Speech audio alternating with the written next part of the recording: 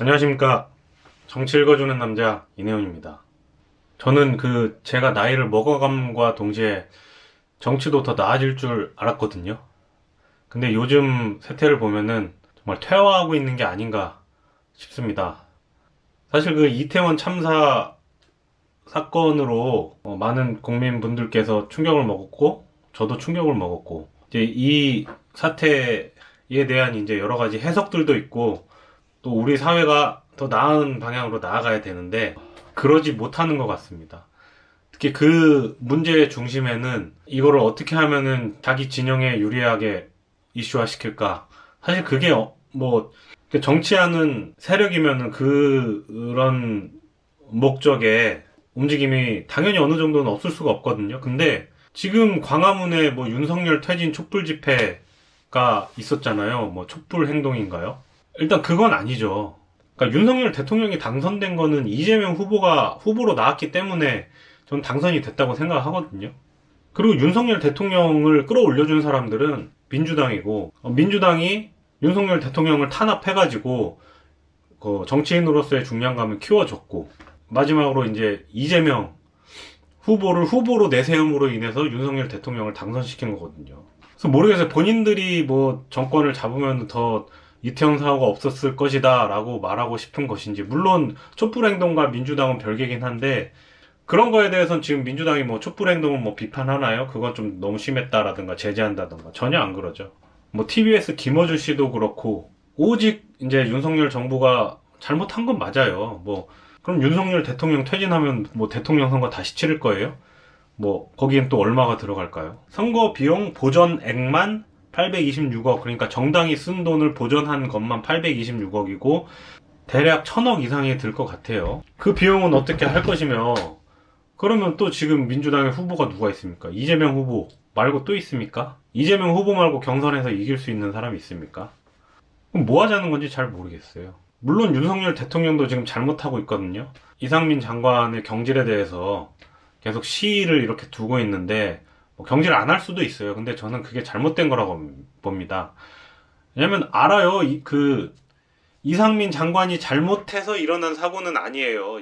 국가 책임자로서 그런 것들을 미리 예방하고 조처를 했었어야, 거기다가 이제 잘못이 일어났을 때 제대로 사과하지 않은 부분에 대해서는 이상민 장관이 책임을 져야 되고, 그리고 무엇보다는 국민과 공무원 사회에, 공직 사회에 메시지를 줘야 되잖아요. 그러니까 사고가 예고되는 사태에 대해서 미리미리 준비하고 대비를 하라라는 메시지를 줘야 되잖아요. 그런 것들을 봤을 때 이상민 장관의 경질은 불가피한 수순이다라고 생각을 하고 있는데, 너무 이제 또 야당에서 공격만 해가지고 지금 시위를 끄는 건지, 아니면은 이상민 장관한테 직접적인 책임이 없으니 경질을 안 하려는 건지 잘 모르겠어요. 하지만 이상민 장관의 거취에 대해서는 윤석열 대통령께서 판단하시면 됩니다. 다만 만약에 여기서 이상민 장관을 경질하지 않고 그냥 넘어갔을 경우에는 같은 일이 반복되면 당연히 안 되겠죠. 안 되겠지만은 정부를 비토하는 일이 벌어졌을 때 그때는 아마 더 큰 파도가 돼서 돌아오지 않을까, 그런 생각입니다. 머피의 법칙에 따르면 일어날 일은 항상 일어나잖아요. 그게 이제 나쁜 일은 항상 일어난다기보다는 일어나야 될 일은 일어나고 나서 이제 결국에는 어떤 방향으로 가게 돼 있다라고 인터스텔라에서는 이제 해석을 그렇게 했는데, 일어날 일은 일어납니다.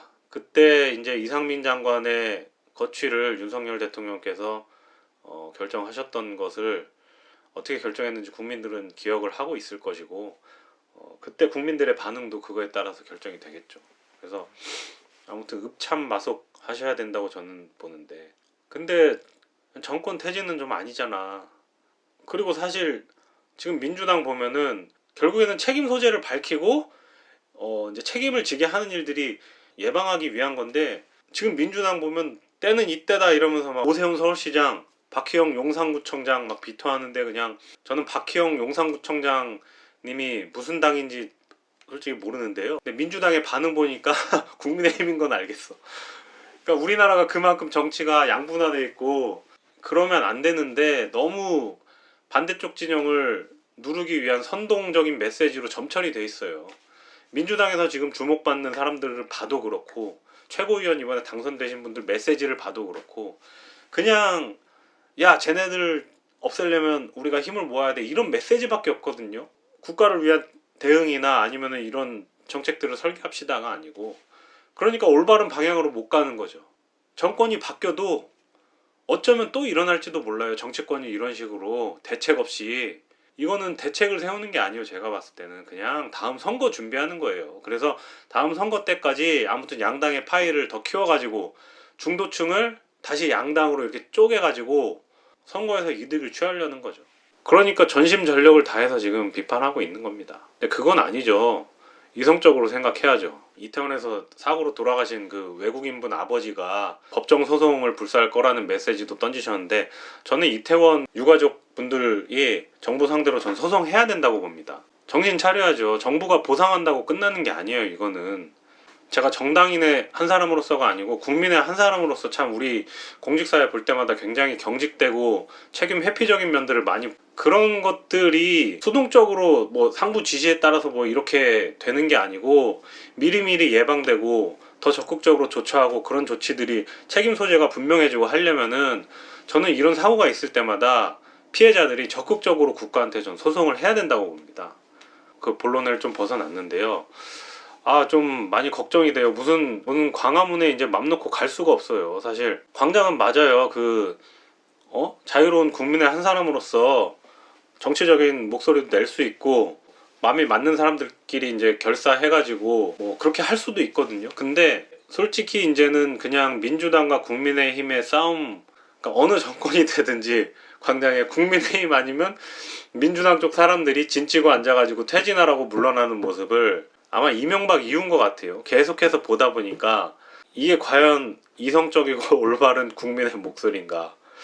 그리고 뭐 시청률 1위 나오는 방송들도 죄다 뭐 그런 근거도 없는 것들 근거 만들어가지고 다른 사람 인터뷰 빌려가지고 정부를 비난하거나 정부를 옹호하거나 그런 게 이제 시청률 1, 2위를 다투니까 글쎄 모르겠어요. 이게 정치가 성숙하는 과정이라고 생각하기에는 굳이 밟지 않아도 될 전철인 것 같고 너무 답답하고 그렇습니다. 참 자신의 정책적 비전이나 대안으로서 국민들을 설득하기보다는 사람들을 가르고 어떻게 공격을 잘하고 어떻게 깎아내리는지가 더 주목을 받고, 언론은 그거를 계속해서 확대 재생산하고 정치인들도 이제 거기에 매진하게 되는 근 20년간 그런 방향으로 우리나라 정치가 계속 오지 않았나. 그리고 그 일선에는 지금 누가 있고 누구들이 있는지는 이 방송을 여기까지 보신 분들이라면 더 잘 아실 겁니다.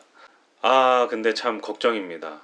민생당 얘기하면 또 여기서 사람들이 나가겠죠. 하지만은 3세력의 실패가 뭐 지금으로서는 필연적일 수밖에 없었다라는 생각도 들지만은, 진짜 우리 공동체를 걱정하는 위정자라면은 정말 고민하고 노력해서 우리나라 정치가 양당에서 완화될 수 있게 좀 노력을 같이 해야 되지 않겠나, 그런 생각이 더 드는 요즘의 정치 세태입니다.